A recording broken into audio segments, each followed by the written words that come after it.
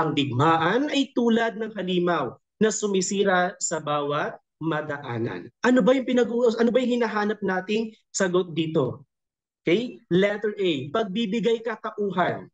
B, pagtutulad. C, pagwawangis. And letter D, pagmamalabis.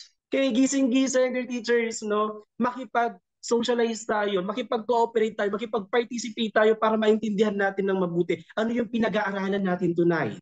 Remember, kapag ikaw ay sumasagot dyan sa upuan mo, kapag ikaw ay sumasagot dyan ngayon sa kinaroroonan mo, teachers, hindi malayo may papasa mo ang board exam ngayong March 2025. Okay? Ang sagot natin for number 2 ay letter B, ang pagtutulad. Ano ba yung clue natin kapag pagtutulad ang pinag-usapan? Sa stem ng question, meron ditong tulad. No? Meron siyang ginamit na tulad na. Okay? Mula sa pagpapaliwanag sa ating rationalization, no? Ang pagtutulad ay isang paghahambing ng dalawang magkaibang bagay na ginagamitan ng mga pariranang katulad na. Dear teachers, tingnan nyo nga sa question kung meron bang tulad na.